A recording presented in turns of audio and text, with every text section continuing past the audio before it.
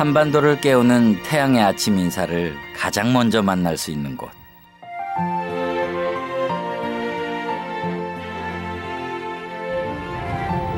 그곳엔 바다처럼 푸른 봄이 한 발 먼저 다가와 있습니다.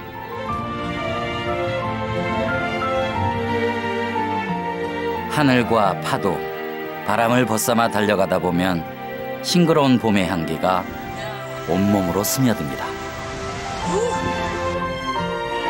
세계를 놀라게 한 우리 경제의 역사를 고스란히 품고 있는 신화의 땅.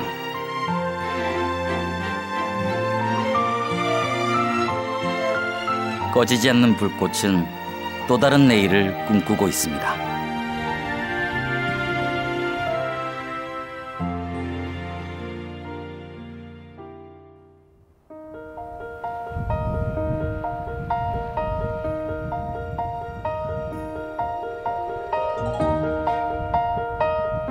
밤새 불을 밝히며 배들의 길잡이가 되어주던 등대가 조금씩 빛을 잃기 시작할 무렵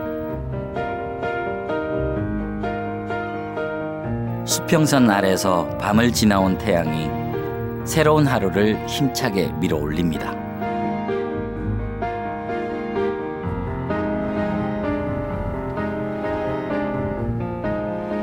바다 한가운데 우뚝 솟은 상생의 손 조각상과 붉은 태양이 어우러져 해돋이 명소로 손꼽히는 호미곶.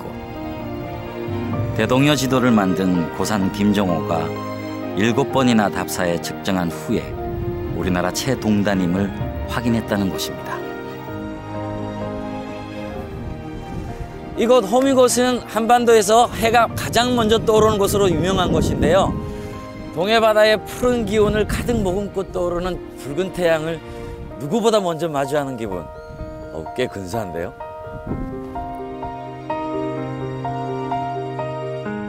저 거대한 손이 마치 희망을 움켜쥔 것처럼 보이는 것은 저만의 느낌인가요?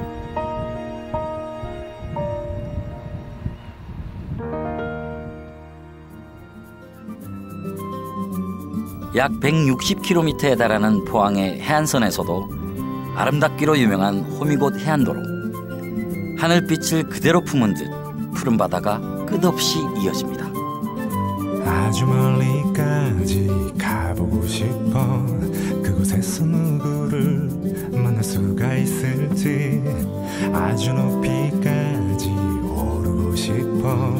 얼마나 더 먼 곳을 바라볼 수 있을지. 작은 물병 하나 먼지 낀 카메라 때묻은 지도 가방에 넣고서 언덕을 넘어 습기를 헤치고 가벼운 발걸음 닿는 대로 끝없이 이어진 길을 천천히 걸어가네.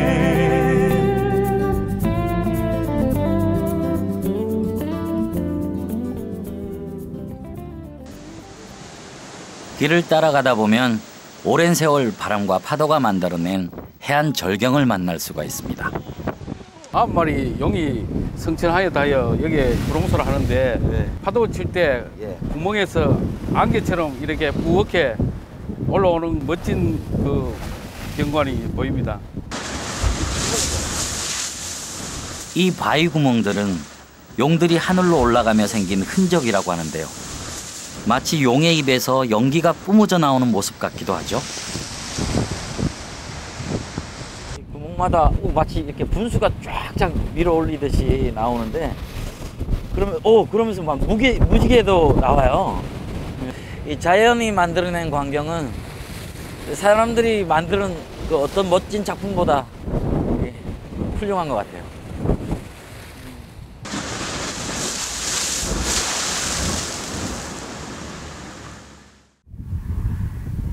이맘때면 바다와 맞닿은 이 길엔 눈길을 사로잡는 또 다른 바다가 펼쳐집니다. 끝이 보이지 않을 정도로 드넓은 초록의 물결, 청보리밭인데요. 감탄이 절로 나오는 낭만적인 풍경이지만 속사정은 좀 다르죠. 특히 이곳은 이제 해풍이 심해서 이 농사가 잘 안 됩니다. 특히 논농사가 안 돼서 이 동네 구말이라는 이 동네 옛날 처녀들은 시집 갈 때까지 살서말 먹고 시집 가기 가서 힘들다. 겨우내 얼어붙은 땅 밑에서도 씩씩하게 싹을 틔워 올리는 청보리. 그 강인한 생명력이 대견한데요.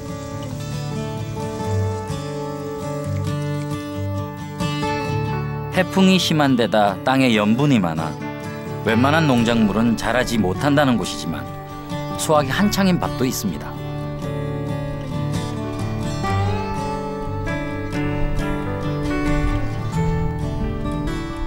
뿌리마다 수북하게 달린 초록의 잎들.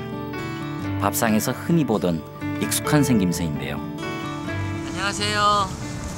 네, 안녕하세요. 시금치 아닙니까? 예, 맞는데요. 예. 포항초. 포항초요? 예, 여기선 포항초라 그래요? 예.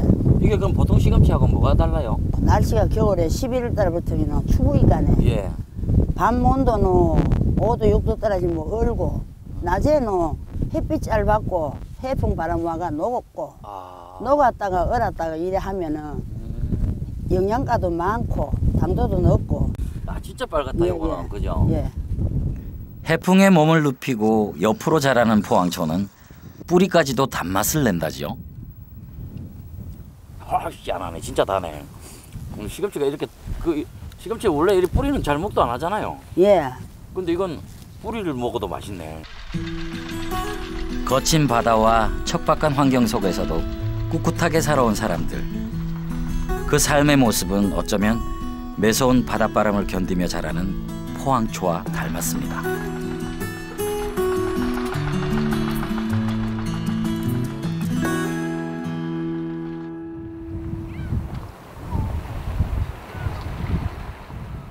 바람이 불 때는 그지없이 사나운 얼굴을 드러내지만 호미곶 앞바다는 이곳 사람들에게 사시사철 풍요로운 귀한 곳간입니다.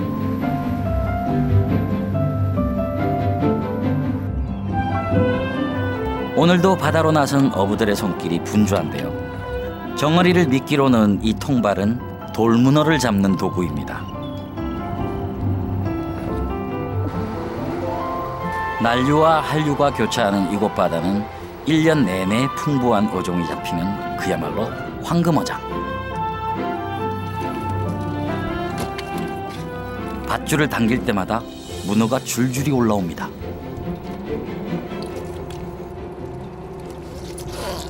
물이 맑고 물이 깨끗하고 자 플랑크톤 같은 게 많고 이 밑에 보면 저 바다가 지금 너울이 울렁울렁한 거립니까? 이 밑에 전 돌입니다. 짬입니다.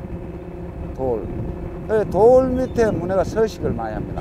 이 돌문어 같은 게 그래 돌문어라고 합니다. 호미곶에서는 100여 척의 배가 연간 약 2,400톤의 돌문어를 잡고 있는데요. 유난히 물살이 거세고 암초가 많은 이곳 바다의 환경 때문에 돌문어도 남다른 특징을 가졌답니다. 이 정도면 무게가 얼마나 돼요? 이거요 한 12kg. 먼바다에서 잡아오는 거는 문어가 크고 허연습니다.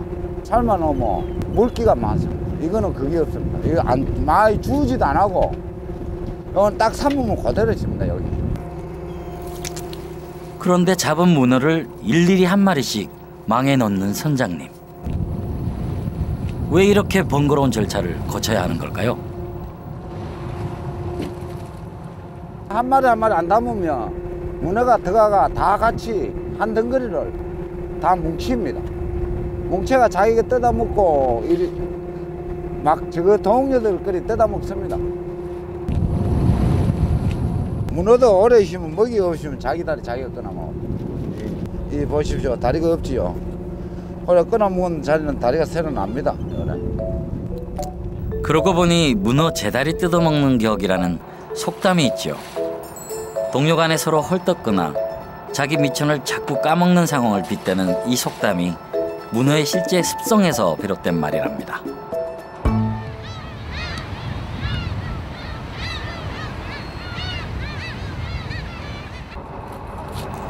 그런데 한참 작업 중이던 선원들이 문어와 함께 잡힌 잡어들로 뭔가를 만들기 시작합니다.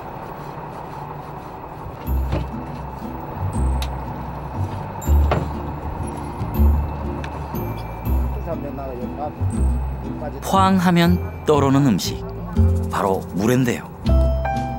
회에 양념과 물을 더해 먹는 물회는 원래 뱃사람들이 바쁜 조업 중에 손쉽게 배를 채우기 위해 만든 음식이라고 합니다. 이 물에는 지대 해가지고 지대 고추장에 버무려가지고 물 봐가지고 그래 마시면 빨리 묵고 일도 빨리 할 수도 있습니다. 오늘은 특별식도 한 가지 더해졌는데요.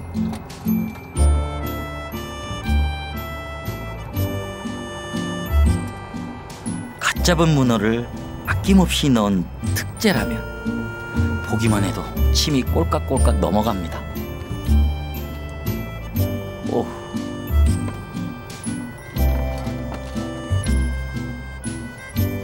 거친 바다 위의 식사지만 잔치상이 부럽지 않습니다.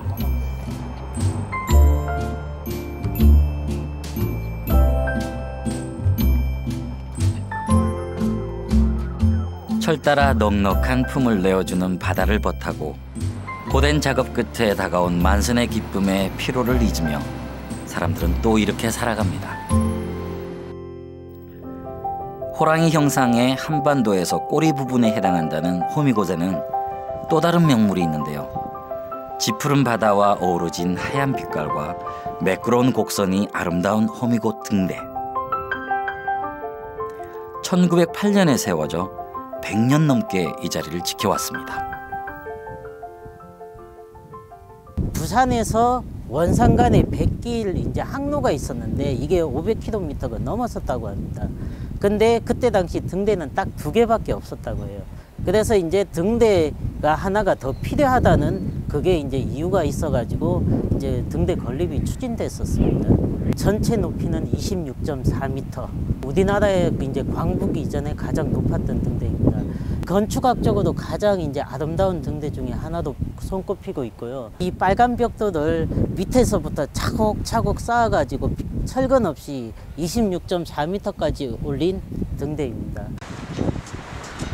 바닷가를 찾을 때마다 등대는 흔하게 봐왔지만 그 안에 직접 들어가 보는 것은 처음인데요. 프랑스 건축가가 설계했다는 호미곶 등대는 이 좁고 가파른 계단을 통해서만 오르내릴 수 있답니다.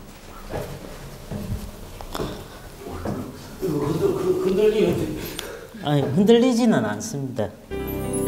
빙글빙글 돌아가는 나선형 계단은 6층까지 이어지는데요. 한 계단 한 계단 조심스럽게 오르다 보니 눈에 띄는 것이 있습니다.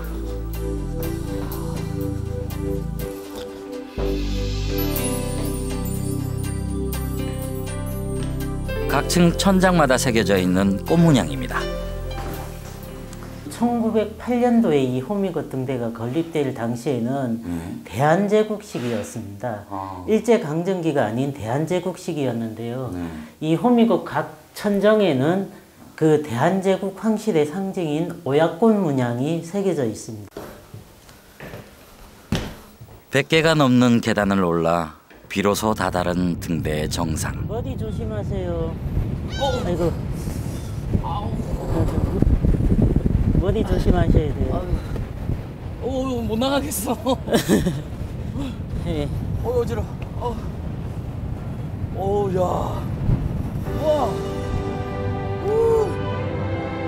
눈앞에 펼쳐지는 풍경을 보니 올라오는 동안의 수고가 단번에 잊혀집니다.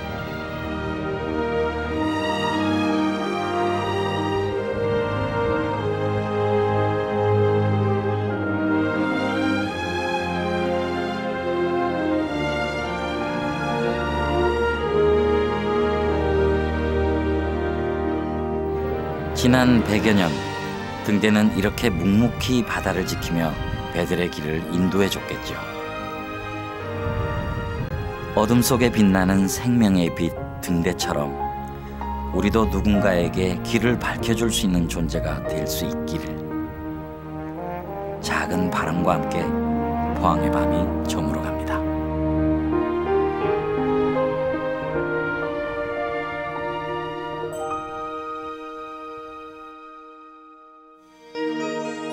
동해안 중심에 자리 잡고 있는 포항은 52만 인구가 살고 있는 경북 최대의 도시이자 동쪽 관문입니다. 항구 도시의 이미지가 강한 곳이지만 사실 서울의 2배 가까운 면적의 포항에서 약 70%가 산인데요. 그 중에서도 태백산맥의 끝자락에 위치해 있는 내연산을 찾아가 봅니다.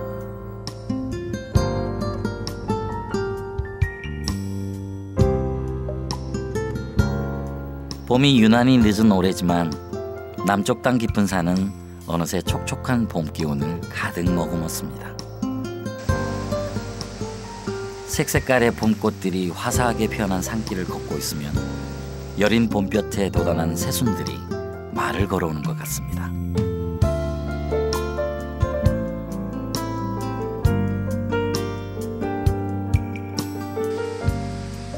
누가 시키지 않아도 흐르는 시간에 따라 저절로 제 모습을 바꾸는 자연이 새삼 고마워지는 계절입니다.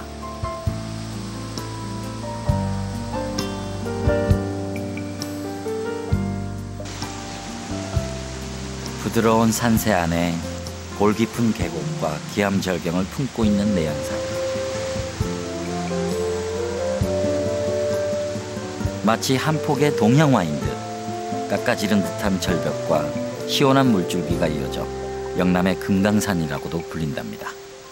봄에는 봄대로 좋고, 여름은 여름대로 또 좋고, 가을은 가을대로 또 단풍이 져서 좋고, 겨울은 겨울대로 또 얼음이 얼고 막 물이 철철 내려오면서 얼어놓이 그게 또 좋고, 계절마다 다 좋아요. 이거는 진짜 와보면 마음에 느껴져요.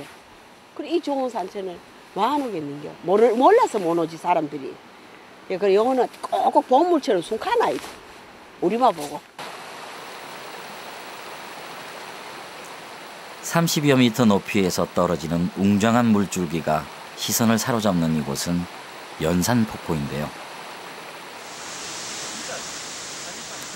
신선을 태우고 온 학이 머물렀던 곳이라고 하여 학소대라고 불리는 기암절벽.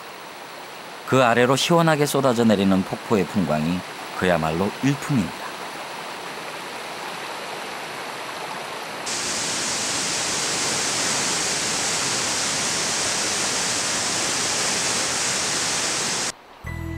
열두 개의 크고 작은 폭포가 제각기 다른 매력을 자랑하는 내연산.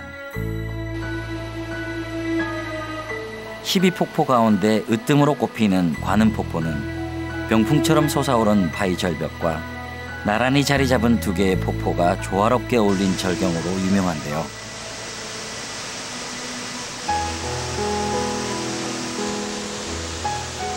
덕분에 예로부터 풍류를 사랑하는 시인묵객들의 발걸음이 끊이질 않았다고 합니다. 전국의 명승지를 찾아다니며 화폭에 옮긴 진경 산수화의 대가 겸재 정선도 그중 한 사람입니다. 기암절벽, 그다음에 소나무, 그다음에 물, 이렇게 모든 것이 다 갖춰져 있죠. 지금 암벽을 보시면 암벽이 이렇게 쭉쭉 이렇게 밑으로 이렇게 내려오는 저런 암벽들이 그 겸재의 그 수직줄이 나타나는 어떤 그 순을 만들어내는 어떤 그런 계기가 되지 않았을까 제가 생각을 합니다. 겸재는 내연산을 소재로 여러 점의 그림을 그렸는데요.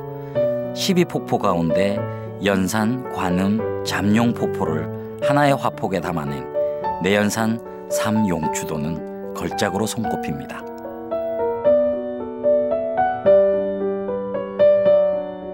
(2년여) 동안 포항의 청하 현감을 지내며 내연산을 즐겨 찾았다는 겸재 정선. 세상의 어떤 아름다움도 세월이 흐르면 사라지기 마련이라고 하지만 겸재가 사랑한 내연산의 운치는 지금도 변함이 없습니다.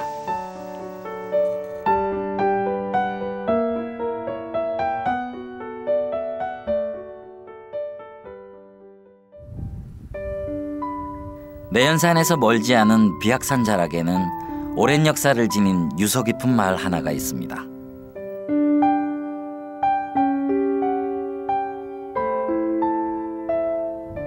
덕 있는 사람들이 산다 하여 덕동이라고 불리는 이 마을에 들어서면 연못가로 늘어선 소나무 숲이 먼저 눈에 들어오는데요.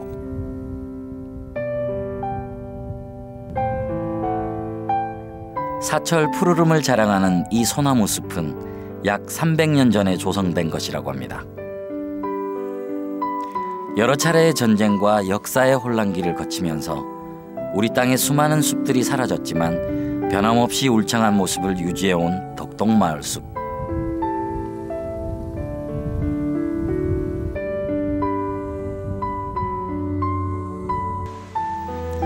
여기엔 오랜 세월 이어온 마을의 전통과 주민들의 노력이 있었다고 하는데요. 나무마다 걸어놓은 명패도 그 노력의 일환입니다. 안녕하세요. 반갑습니다. 안녕하세요. 예.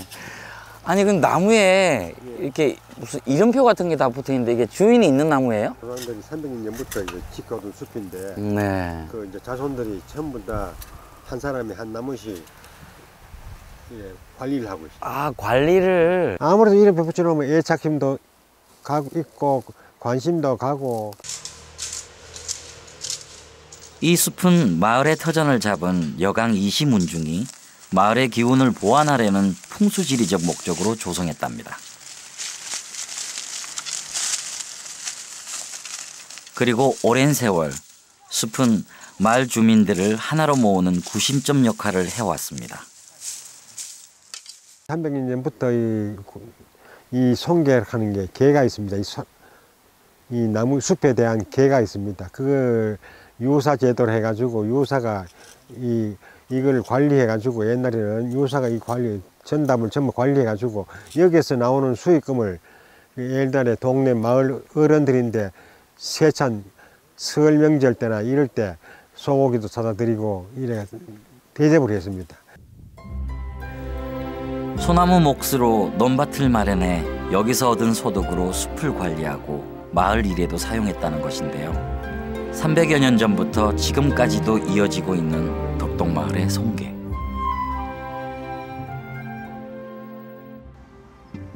이 송계가 어떻게 운영되어 왔는지 자세히 알아볼 수 있는 기록도 마을에 남아 있습니다.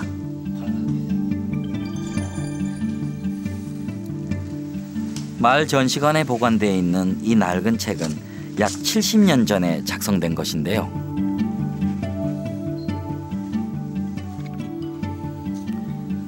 소나무 숲에 관한 수입과 지출 내역을 일일이 기록해 놓은 송계부입니다. 1년 동안에 필요한 돈은 여기서 지출이 되고 노인들 접대하기 위한 준비도 여기서 돈이 다 나오고 하니까 800환인데 청주 8그릇, 청작, 잔을 8을 샀다. 이 솔밭이 우리 전체 주민들을 끌어안고 있으니까 우리의 힘은 바로 이 송계에서 나온다고 봐도 이는 과언이 아닐 겁니다. 조상이 남긴 나무 한 그루도 소중하게 지키는 마음으로 300년을 이어온 덕동마을. 원래는 임진왜란 당시 의병을 일으켜 많은 공을 세운 농포 정문부 선생이 가족들의 피난처로 삼았던 마을이라고 합니다.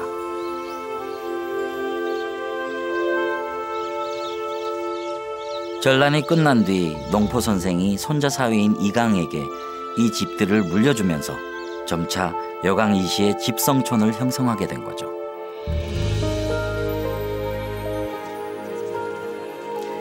명망이 있는 양반가라 하기엔 집들이 다소 소박해 보이는 것은 전쟁의 와중에 지어졌기 때문인데요. 필요할 때마다 조금씩 추가로 지붕과 벽을 이어붙여 공간을 늘려나간 독특한 구조를 보여줍니다.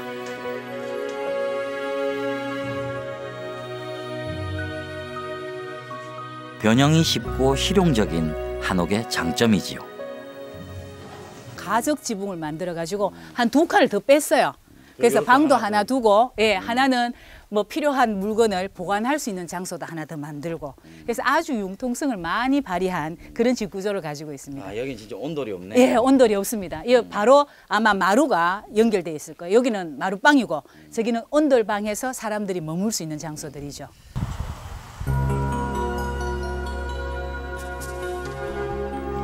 마을에서 가장 큰 규모를 지닌 사후정 고택. 7칸에 이르는 넓은 사랑채 건물이 인상적인데요. 이강의 셋째 아들이 물려받아 그 후손들이 대대로 살아왔다는 이 집의 사랑채는 문중 모임이나 학문 교류를 위한 공간으로 추정되고 있습니다.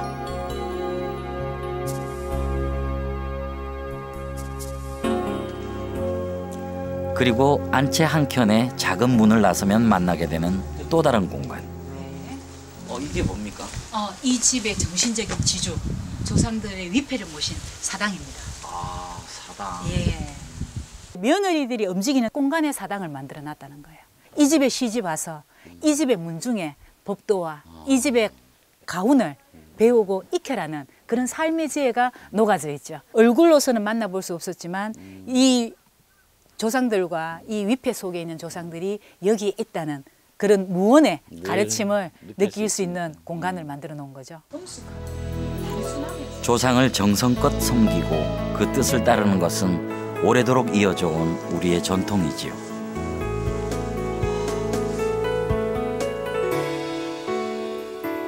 언제부턴가 점점 잊혀져가는 그 효와 예의 전통이 변함없이 살아있는 덕동마을에서 지금 우리의 삶은 어떤지 다시 한번 돌아보게 됩니다.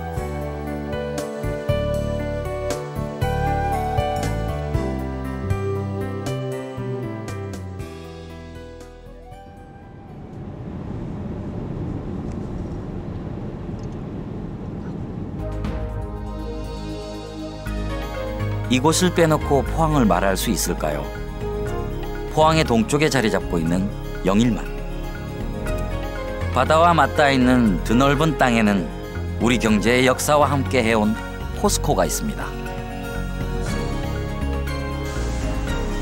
포항제철이란 이름으로 더 익숙한 포스코는 1968년에 설립된 우리나라 최초의 종합제철소입니다.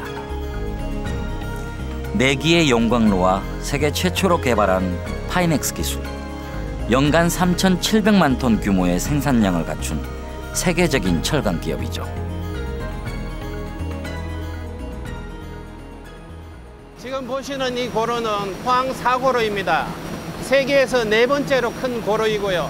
국내에서는 최대 생산량을 자랑하는 그런 고로입니다. 하루에 일일 생산량이 15,500톤 이상을 생산하고 있고요. 한국 전쟁의 상흔에서 미처 벗어나지 못했던 1960년대, 전후 복구와 산업 근대화를 위해서는 종합제철소 건설이 필수적이라고 판단한 당시 정부는 이를 국가 핵심 사업으로 추진합니다. 수많은 우여곡절 끝에 영일만이 부지로 선정됐지만 이 황량한 모래벌판 위에 종합제철소를 건설하는 일은 무모한 도전이나 다름없었습니다. 그 당시 건설을 총괄 지휘하던 그런 하우스가 롬멜 하우스라고 있었거든요. 그 롬멜 하우스는 좌측을 보면 롬멜 하우스고 또 우측을 보면 영일만 바닷가였습니다. 그래서 그 일반 제철소 건설을 완성하지를 못한다면 그런 책임감을 가지고 완성하지 못한다면 우양우를 해서 바닷가에 전부 빠져 죽자는 그런 생각 각오로. 그리고 1973년 6월 9일 마침내 준공된 용광로가 시뻘건 쇳물을 쏟아내기 시작합니다. 불가능해 보이던 꿈이 현실이 된 것입니다. 모래펄에 일군 영일만의 기적. 포스코는 근대화의 핵심 동력이자 우리 경제의 초석이 되었습니다.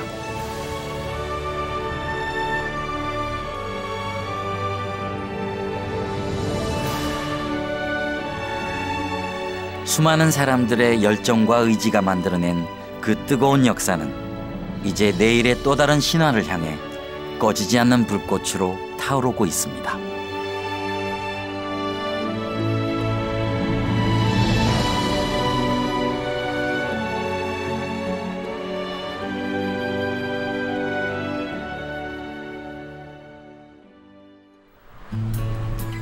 각종 산업은 물론 첨단 과학의 중심으로 자리매김한 포항. 2005년에 설립된 한국로봇융합연구원은 연구소와 함께 일반인들이 로봇을 체험할 수 있는 전시관을 함께 운영하고 있습니다.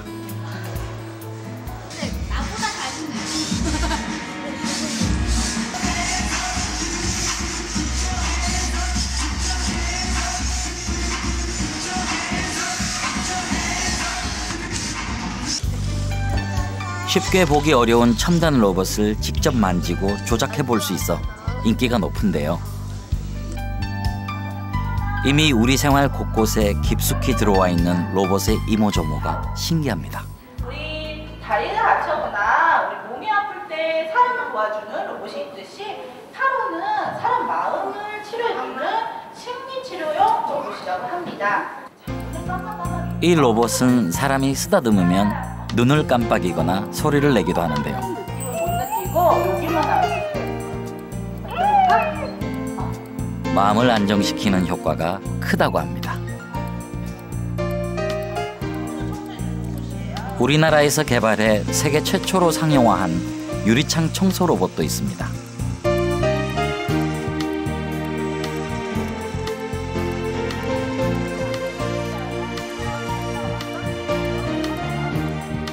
깊은 바닷속에 들어가 수중 퇴적물을 청소하는 이 로봇도 우리나라에서 개발한 것이라니 참 대단하지 않습니까?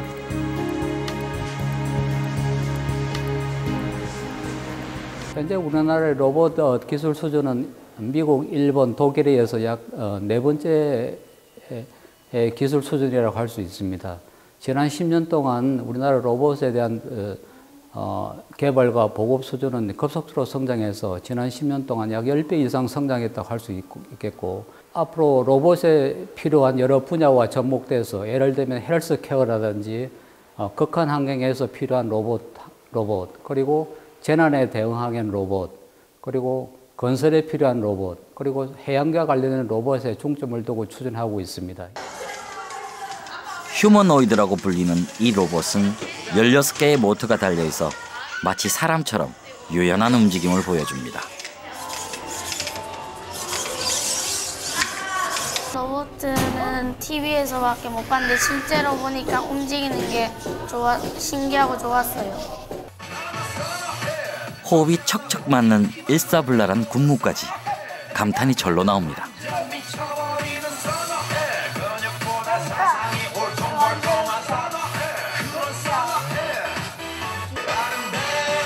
첨단 기술이 곧 경쟁력인 21세기.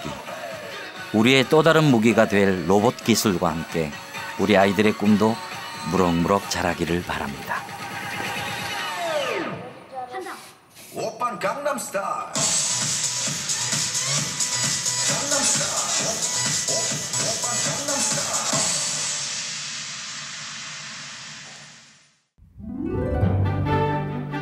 시내를 가로질러 영일만으로 흘러드는 형산강변엔 죽도시장이 있습니다.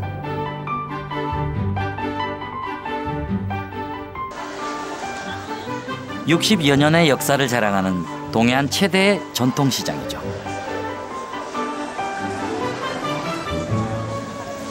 죽도시장에 없는 건 어디에도 없다는 말이 있을 정도로 전국 각지의 해산물이 모두 모인다는 죽도시장. 바다와 더불어 치열하게 살아온 포항 사람들의 삶과 애환이 깃들여져 있는 곳이기도 합니다. 그 한켠에 죽도시장에 명물 하나가 있습니다. 3대째 한 자리를 지켜온 고래고깃집인데요. 고래 포획이 금지된 후론 고기잡이 그물에 걸린 고래로 그 명맥을 잇고 있습니다. 이게 뱃살부입니다. 아, 뱃살부예요? 예, 잡숴보세요.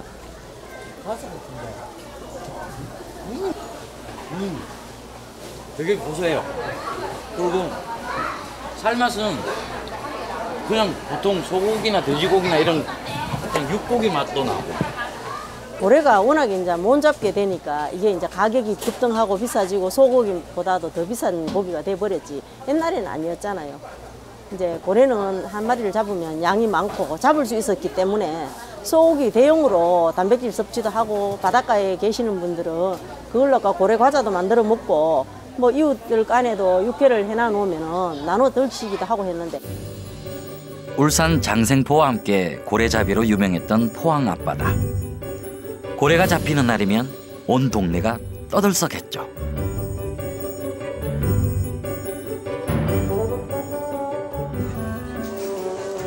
그 옛날 이곳 사람들에겐 고래고기가 최고의 보양식으로 꼽혔다고 하는데요.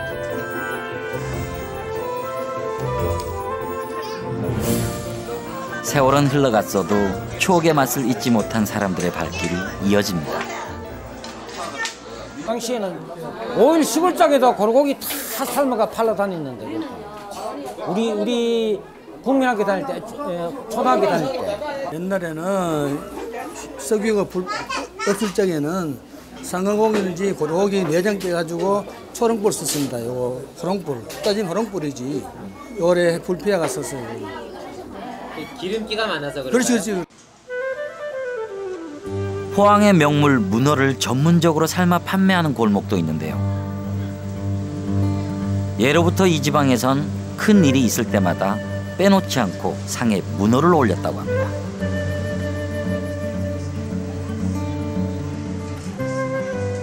재미있는 얘기도 전해오지요. 옛날에도 문어를 많이 드셨다면서요? 예, 다리가 8개라서 가고 보러 가면 붙으면 팔자도 고치고 또 부자도 되고 또 가게도 잘 붙고. 사람 사는 이야기가 가득한 죽도시장. 그곳엔 펄떡이는 삶의 활기가 살아 있습니다.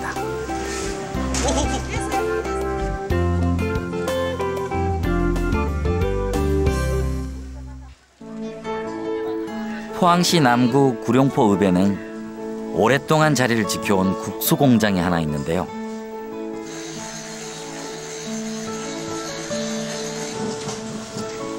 (40년) 넘게 국수를 만들어 온 할머니와 긴 세월을 함께 해온 기계는 오늘도 길다란 국수 가락을 쭉쭉 뽑아냅니다. 이제는 수요가 줄어 일주일에 한 번만 국수를 만든다지만 이 작은 공장이 쉴 틈 없이 돌아가던 시절도 있었죠. 옛날에는 먹을 게 없어가 국수 그 쌈만 먹고 뿌지가 죽도 써먹고 시래기였고 그러니 많이 했지 뭐. 옛날에는 결혼하면 국수 저거 뭐 한 집에 보통 능금상자, 사과상자 있지요. 그거 5개 써, 8개 써. 그래서 한 집에 결혼식이면 국수 삶아가 잔치 아니라. 한때는 구룡포에만 해도 국수 공장이 9개나 있었다지만 지금은 여기 한 곳밖에 남지 않았습니다.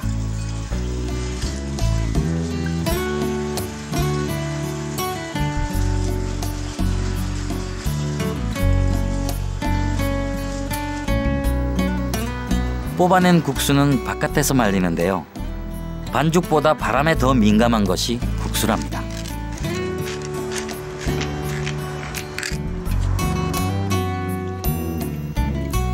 햇볕 아래서 국수 가락이 바닷바람에 살랑이는 모습이 마치 빛바랜 사진을 보는 것 같습니다.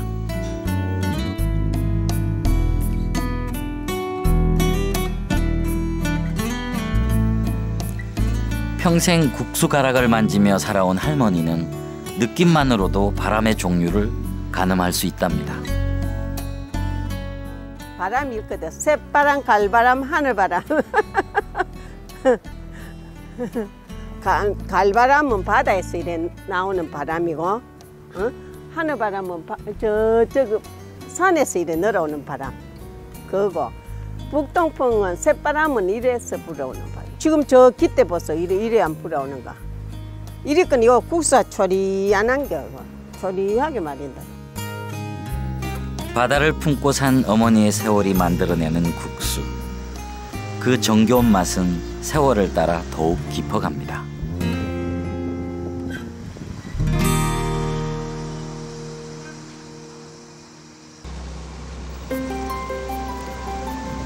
바다에서 9마리 용이 승천했다는 전설이 전해지는 구룡포항은 예로부터 동해안 최대의 어업기지로 이름을 떨쳤던 곳입니다.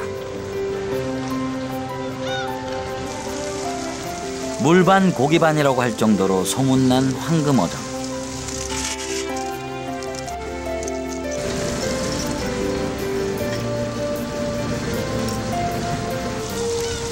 부지런한 바닷사람들의 활기로 하루를 시작하는 풍경도 예나 지금이나 변함이 없습니다.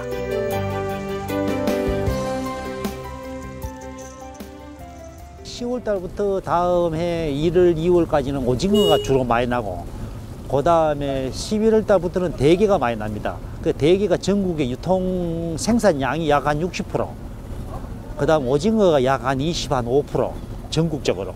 그러니까 최고 많이 나는 게 대게하고 오징어가 최고 많이 나고, 그 다음에 겨울에는 과메기가 전국에 최고 유명합니다. 구룡포의 상징과도 같은 과메기는 기온이 영하로 떨어지는 한겨울이 제철입니다. 늦어도 3월이면 대부분의 덕장이 이렇게 텅 비게 되죠.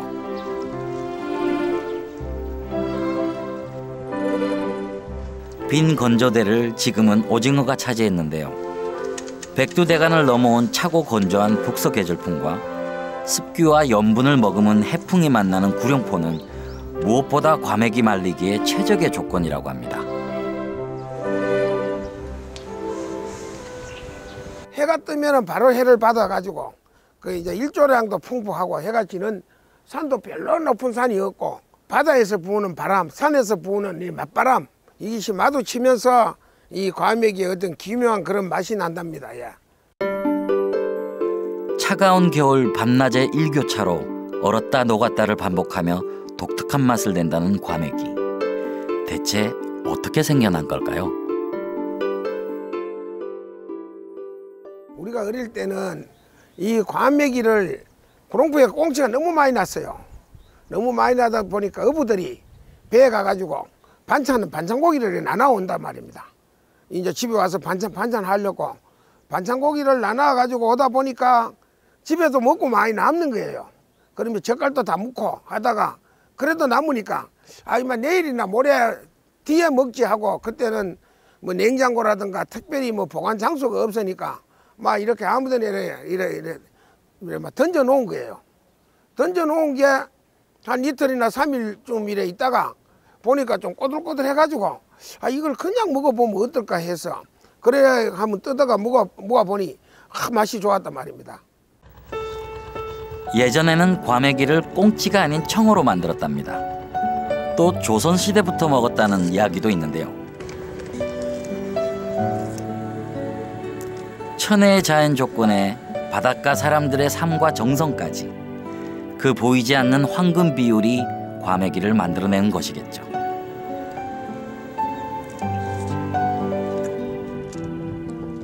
추위와 온기를 오가며 그 맛이 더욱 깊어진다는 과메기. 어쩌면 웃음과 눈물이 공존하는 우리네 인생의 맛은 아닐까요?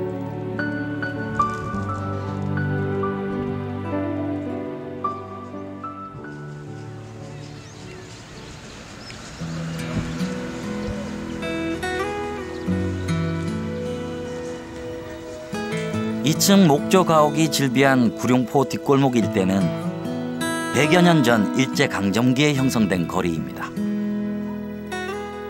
천천히 걷다 보면 이국적이면서도 오래된 풍경들에 시간을 거슬러 올라가는 듯한 착각마저 드는데요.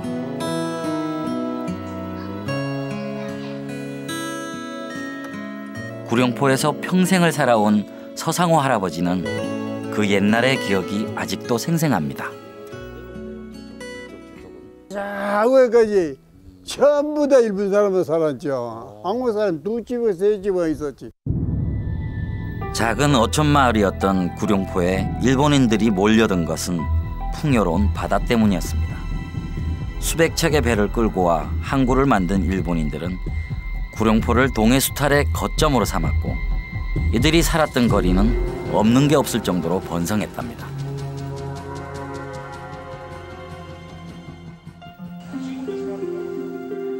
당시 수산업으로 큰 돈을 벌었다는 한 일본인의 집은 커다란 규모의 넓은 마당까지 딸렸습니다.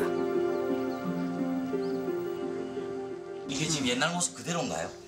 이거 전부 다 그대로. 이야. 내부 자재도 모두 일본에서 가져와 호화롭게 지었다는 집. 집이 제법 크네요. 이곳에 살던 사람들은 떠났지만 집은 고스란히 남아 굴곡진 구룡포의 역사를 말없이 전하고 있습니다.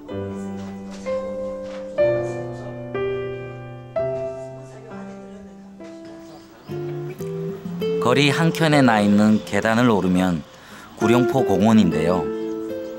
일제강점기 일본 신사가 있었다는 이곳엔 또 다른 과거의 흔적이 있습니다.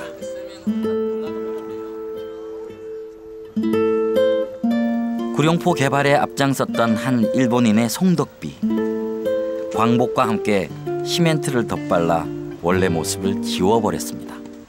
그 일제 강점기의 그 어떤 서러움이나 아픔 이런 것들을 좀 지우고 싶은 마음으로 이렇게 막 시멘트를 발랐다는 그런 기분도 좀 들어요.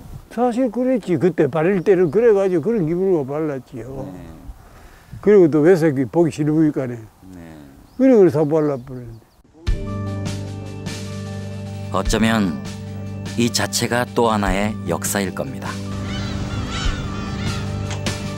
격동의 시기를 온몸으로 넘어온 불굴의 땅에서 또 다른 열정의 신화를 꿈꿔봅니다.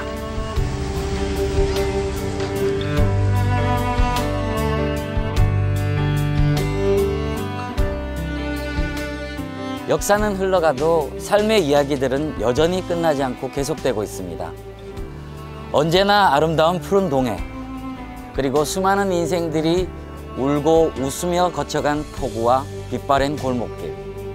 그 길 위로 어떤 삶과 역사가 쌓이게 될지 궁금해집니다.